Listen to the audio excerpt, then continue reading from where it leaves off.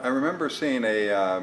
list of people that were connected to something that was just in formation at that time, which was this Automobile National Heritage Area. And it seemed to me that the one thing that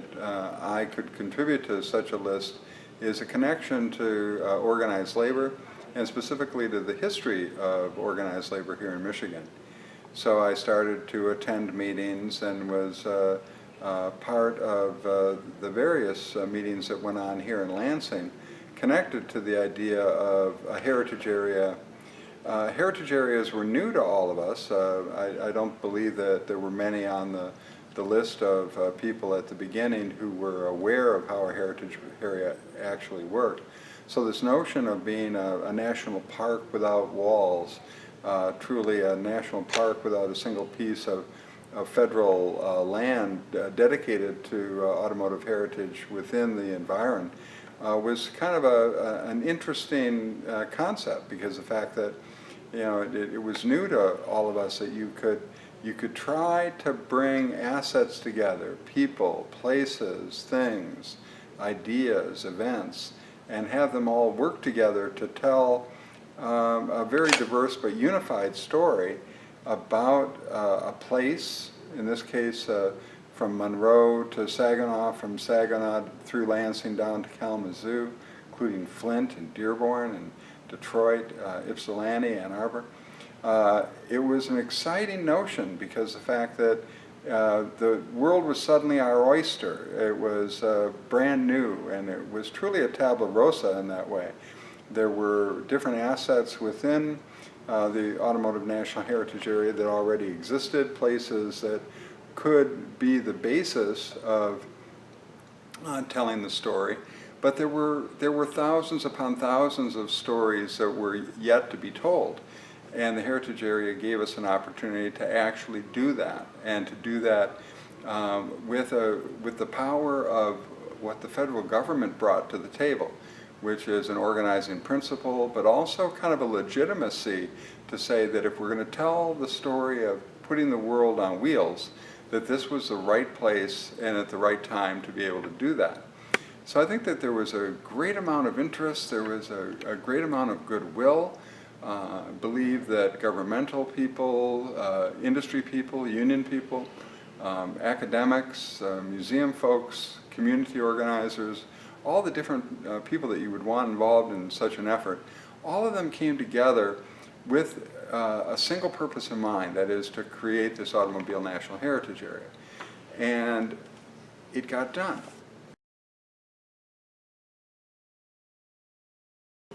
I think that one of the organizing principles of the Automobile National Heritage Area, when it was put together, was the idea that there be stewardship communities, and that these communities would function as a place for the organizing to happen, where a common table could be built across museums, across interested individuals, across businesses, across unions and others, that you could build a common table where people would bring their personal hopes and dreams for telling the story, and that those hopes and dreams would be played out with the hopes and dreams of others, kind of in solidarity and in kind of mutual support, to try to get those projects finished, done. Here in Lansing, we had a number of things early on that were always on the agenda. The saving and rebuilding of the Durant Park Arch here in Lansing, which is near Lansing Community College. Joan Sheldon was a local woman who lived in the neighborhood of the park and wanted to see that arch preserved and frankly rejuvenated, so that it actually, the lights on the top of the arch would work like they did when the arch was built in the first place. We had others of us here in the room who wanted to see the story of automobile workers here in the Lansing area told in a much more robust way. And through happenstance, Local 602 of the United Auto Workers had a history committee that did all sorts of oral histories that became the backbone of telling that story through museum exhibits, through an actual library web portal into all of those oral histories, through an art professor's expression of wonder with that collection by doing individual portraits of all of the people who were still alive and were available to be used in portraits. A set of portraits that have been added to the website at the MSU Library, as well as used for the basis of kiosk kind of memory stations where oral histories are played over the actual images of workers. Here in this room, here at the Areoles Museum, where the group has convened now for well over a decade,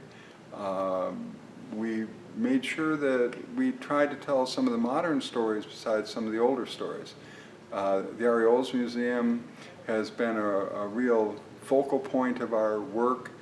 because of the need to actually get a more solid base for the museum other than a kind of a year-to-year rental agreement with the city of Lansing. Ultimately, that succeeded with the sale of the building from the city to the actual museum proper. The Rio Town Association had a mural that they wanted made. In fact, they made 2 different murals, and the Rio Town Association was connected very strongly to this table and to tell the story of the Areoles factory in that part of Lansing and the effect that it had on that part of the community.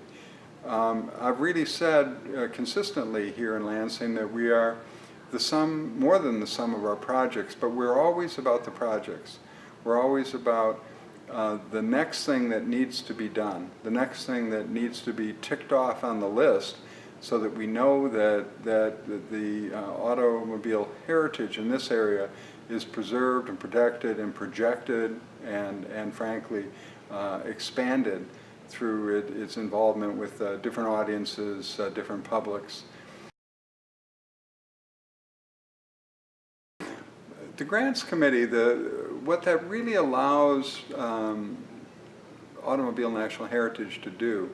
is to tap into ideas that aren't ours. That is, that it allows us to hear from individuals that we never even knew existed, who suddenly come forward with something that just shocks the automobile heritage area with like a bolt of white light. This is an interesting project that all of you should be really engaged in. This is the kind of thing that we, say a specific community group might say to the automobile heritage area, that we want to move forward and we are putting up our own money, our own efforts to be matched by you so that we can make this dream, this possibility come to pass. That's really the beauty of the Grants Committee. And the Grants Committee has seen such a diversity of things over the years, things that we never thought possible. Now the nice thing is the Grants Committee also works with the staff to ensure that people get feedback on what would make for a better grant proposal in the future if they're turned down, where the other places to go for money might be, that might be an augmentation or frankly a departure from Automotive National Heritage funding. And also how to build partnerships, and partnerships are really the operative, that's the operative word, how to build partnerships that matter to make the projects come to pass. It is very rare that an individual community group or an individual museum can do it all by themselves. If they could, they wouldn't have to turn to the Automobile National Heritage Area on the one side, and they really would be passing up the opportunity of what partnership brings, which is a lot of different helping hands, another set of eyes to look at a project, the collective brain power and the collective heart of a community when it comes to actually seeing a program or project come to pass. So in that way, the grants have been a vibrant part of the overall Automobile National Heritage Area, past, present, and future, because it's only going to be through good projects that people bring to the fore. Projects that we never could have thought about by ourselves as a group of, on the grants committee or the board, or even in some of the stewardship communities, that things that people thought of and said to the world through the Automobile National Heritage Area, this is a good idea and we think that it's worth your investment. And that's been true over and over and over again in my experience as a member of the Grants Committee. Sure.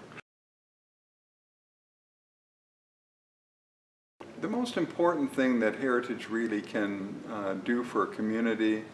for a set of people, for the young, for the old, short, tall, black, white, Latino, Arab, man, woman,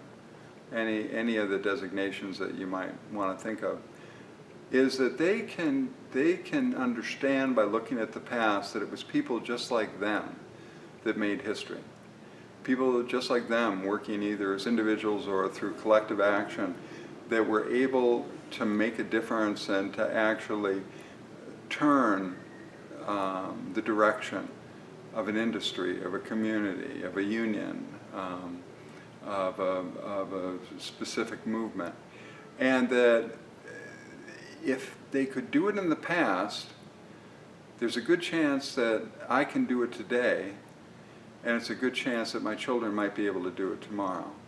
Now, we tell that story specifically in relation to auto workers, auto communities, auto magnates, and the overall auto industry. But the auto industry and the auto communities, auto workers, auto pioneers,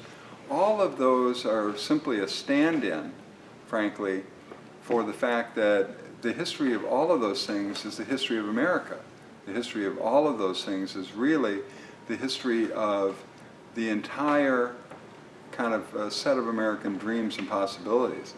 And if we have the possibility of being able to do that here in the Automobile National Heritage Area, we're really telling a bigger story than simply what it means to be us in Detroit or in Flint or in Lansing, Saginaw, Kalamazoo, Monroe, Ann Arbor, Ypsi, and the rest.